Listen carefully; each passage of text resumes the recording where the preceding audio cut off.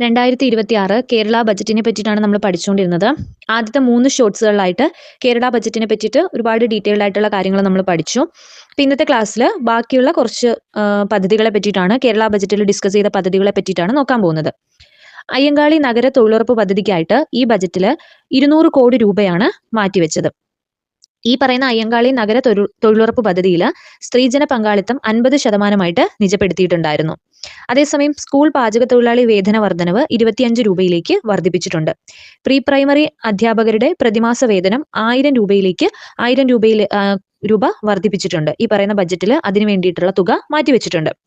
അതുപോലെ തന്നെ ബജറ്റിൽ പറഞ്ഞൊരു പ്രധാനപ്പെട്ട ഒരു ആശയമാണ് 18നും 30നും വയസ്സിൽ പ്രായമുള്ള ഉദ്യോഗാർത്ഥികൾക്ക് പ്രതിമാസം 1000 രൂപ നൽകുന്ന ഒരു പദ്ധതി ഈ പറയുന്ന ബജറ്റിൽ ലക്ഷ്യം വെച്ചിട്ടുണ്ടായിരുന്നു, അല്ലെങ്കിൽ ഒരു പദ്ധതി നടപ്പിലാക്കി. ആ പദ്ധതിയാണ് കണക്ട് ടു വർക്ക് എന്ന് പറയുന്ന പദ്ധതി.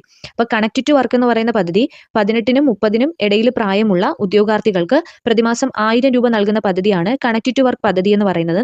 അതിനു വേണ്ടിയിട്ട് നീക്കിവെച്ച തുക എന്ന് പറയുന്നത് 400 കോടി രൂപയാണ് വകയിരുത്തിയത്. അതുപോലെ തന്നെ ഈ പറയുന്ന 2026 കേരള ബജറ്റിൽ റവന്യൂ കമ്മി എന്ന് പറയുന്നത് GSDPയുടെ 2.12%.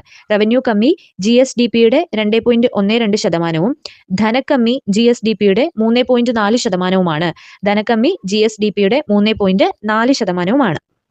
അതുപോലെ തന്നെ സംസ്ഥാനത്തിന്റെ തനത് നികുതി വരവിൽ ഭൂരിഭാഗവും ഈ പറയുന്ന വന്നിരിക്കുന്നത് ചരക്ക് സേവന നികുതിയിൽ നിന്നാണ്, അതായത് SGSTയിൽ നിന്നാണെന്നാണ് ഈ പറയുന്ന ബജറ്റിൽ മനസ്സിലാക്കാൻ പറ്റുന്നത്. അതായത് സംസ്ഥാനത്തിന്റെ തനത് നികുതി വരവിൽ ഭൂരിഭാഗവും വന്നിരിക്കുന്നത് ചരക്കു സേവന നികുതിയിൽ നിന്നാണ്, അതായത് SGSTയിൽ നിന്നാണ് വന്നിരിക്കുന്നത്. അപ്പോൾ ഇന്നത്തെ ഷോർട്സിലൂടെ 2026 കേരള ബജറ്റിന്റെ ഇത്രയും കാര്യങ്ങളാണ് നമ്മൾ ഡിസ്കസ് ചെയ്യുന്നത്. അടുത്ത ഷോർട്സിൽ കൂടുതലായിട്ടുള്ള പദ്ധതികളെ പറ്റിയിട്ട് ഡിസ്കസ് ചെയ്യാം. അപ്പോൾ വീഡിയോസ് യൂസ്ഫുൾ ആണെങ്കിൽ ലൈക്ക്, ഷെയർ, ചാനൽ ഒന്ന് സബ്സ്ക്രൈബ് കൂടി ചെയ്തേക്കാം. അടുത്ത തവണ കാണാം. താങ്ക്